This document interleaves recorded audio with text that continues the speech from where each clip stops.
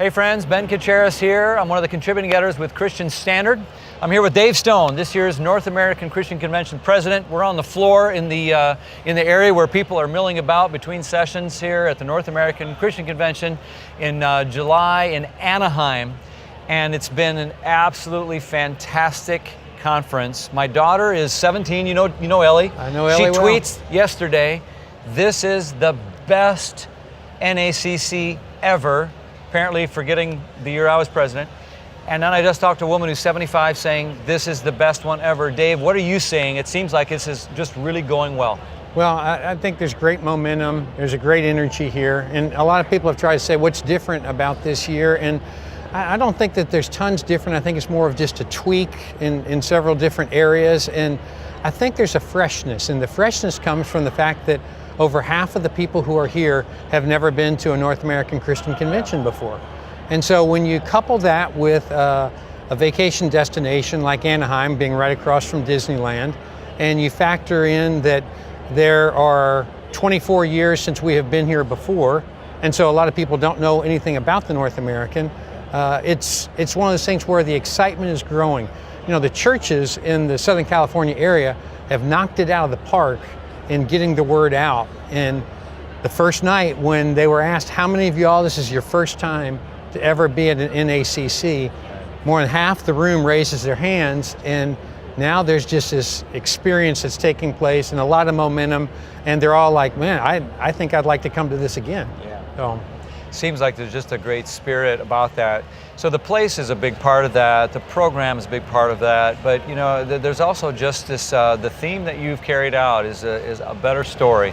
What really resonates with you? What kind of led you to that, and how have you seen that playing out? Why is that such an important theme for us, Dave? We have a great executive team to kind of put this whole convention together, and I got to be a small part of it. But that team, we talked about what could be a possible theme that would be great for 2016. And we looked at the life of Jesus. We wanted it to focus around him, of course. And we were drawn to the Gospel of John. I love the Gospel of John. I said, I'd love for us to talk about the different encounters that people have with Jesus Christ. And so as a result of that, we landed on something with story. And Aaron Chambers from Colorado came up with the idea of a better story. And I'll tell you what, it was like when he said it, every one of us was like, yeah, because every person Jesus comes in contact with in the Gospel of John, they have a story, but Jesus has a better one for them. Yeah. And they have to be willing to accept the script that he has written in order for that story to unfold. And so each speaker, the workshops are doing a great job of unpacking that. But in addition to that, I think every listener, while we're seated out there, we're processing it, how it intersects with our own life, and realizing God's got a better story for us too. So hopefully there's a lot of personal takeaways. I think there is. That are taking place. I think it's got a lot of legs to it, and people are thinking about how, you know, God can write a story that only he could tell in so many ways. So it's one of those conferences that has a theme that people are going to take back. A lot of sermons from this week are going to be rehashed next week. A lot of the ideas going to be told again. Dave, you made I think 30 trips out to California to invest in those churches and to help promote, raise funds, and prepare for this. So my first question is, who in the world is running the church back in Louisville? Yeah. But in all seriousness, a lot of people are asking that question, including your elders. So, what have you learned? What's the story? What's the better story about the California churches that you have seen and observed that maybe we wouldn't know if you hadn't made these trips and could tell us about it, or it would come out here? Well, I'm glad you asked that. First of all, I think it's a little over 20 trips that I made out here, so you know how these counts get go little. Go with 30. Okay, Sounds a lot better. But the good thing is I had over three and a half years to do that, and so I got to spread it out, and it gave me an opportunity to build some really core relationships with people out here. The one thing that I noticed from day one that actually attracted me to want to have the conference here was the fact that because of the traffic and congestion and the population, these churches from our fellowship don't get together, and they don't really get to spend time with one another, and they don't rub shoulders like they would maybe in some other parts of the country in ministerial groups. And as a result of that, there has been great excitement from volunteers from different churches getting to work on the local arrangements committee together. I think this is the first year that we had 200 more volunteers that we didn't have a role for them. And so they've come out of the woodwork. These pastors from all around, small, medium, large-sized churches have said, we want to be in on the play. And once they got here and saw what it was, now they don't just come and volunteer, they come back every day. Yeah. So the takeaway for me from the whole experience is that God can do a whole lot more when we're together than he can when we're apart. Okay. And hopefully this will not just be a flash in the pan where it's a 4-day conference in 2016, but it will actually be something that has legs longer and for many years to come, and people will remember Anaheim because it was a start of some synergy and momentum within the Christian churches. Yeah, well, let's just go there a little bit too, David. So you care more than just about the North American as a conference.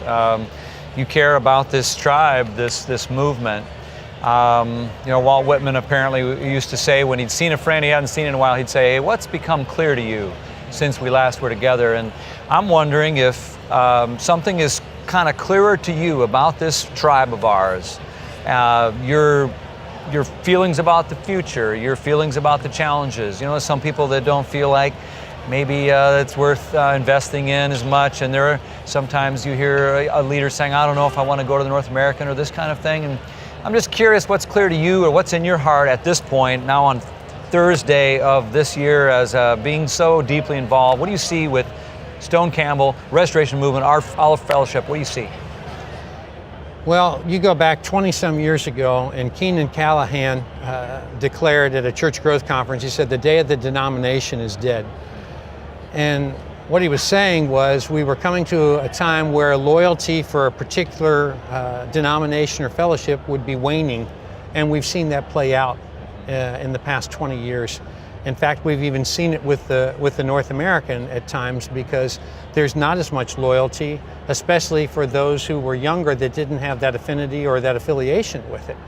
But what I've seen happening is there's something about our fellowship and our movement that is attractive. And that's the fact that we're autonomous. That's the fact that every congregation is self-governing, that you elect whoever you want to be the leaders of that church, and they set the guardrails. And we're going to make certain that we point people to Jesus Christ and that we come back to God's Word. Now, somebody might have some different interpretations of some different things, but that's what we're going to rest on. And if you go back to the beginning of the Restoration Movement, you begin to understand that our forefathers in the Restoration history weren't really that consumed with putting up fences. They were actually more concerned with tearing those fences down and taking those boundaries away. And I move in a lot of different evangelical circles outside of our churches, and one of the things that I continue to see is they are envious of what we have in our fellowship, because it doesn't seem to be built on competition. It seems to be built on Christ and on camaraderie. And so what I've experienced and I've seen time and time again when I get together with Christian brothers like Ben and countless other ones like you who are like-minded in the faith is that we need each other, and that there's something that happens when Bible-believing leaders and churches come together. So when I look at it, and if I were to give a prognosis of our movement, I think it's bright, because we have church plants that are exploding all over the place. We have missions organizations that are growing and thriving. We have churches of all sizes. We have more mega churches per capita than any other fellowship that I'm aware of. And yet we still can keep our plea to come back to God's Word rather than to turn anywhere else. That's a great word, and it's really encouraging, because I think it is pretty easy sometimes when a person operates maybe just in their church and they don't maybe see the breadth that you've had the ability to see in your travel, just how many really exciting things really are going on in this tribe of ours, and how many reasons we have to be really, really grateful and proud. And so on behalf of Christian Standard, Dave, we just want to say thank you to you for your significant investment of time and care. It just has been so evident that you really love not only this movement and this conference, but you love Jesus, and this is one of the ways you're just all in on it. And so we're going to return you to your family and your church now and let you get back to life in a day or so. And we just wish you a deep, deep rest and a deep sense of satisfaction that God's just done amazing things here in Anaheim at the North American 2016. It's going to go down in history soon. What are you going to do? You know, you're going to, sometimes when you win the Super Bowl, they say, where are you going? You say, well, I'm going to Disneyland. Well, it's like, no big deal. And when this is over and I put the mic in front of you, what are you going to do on Friday? Where are you doing Saturday? Where are you going? What are you going to do? I'm going to go to sleep. That's the first thing I'm going to get some good rest. But my family, we're going to stay for another 8 days in California and just lounge on a beach and read Christian Standards. That's our game plan. Yeah. Now, is it true you're leaving Southeast and starting a beach ministry here on Huntington Beach? Because that's what I had heard. Yeah, only if you're my associate minister. Okay, I'm in. All right, guys, thanks for being with us. Again, Ben Kacharis with Dave Stone here from Christian Standard. God bless.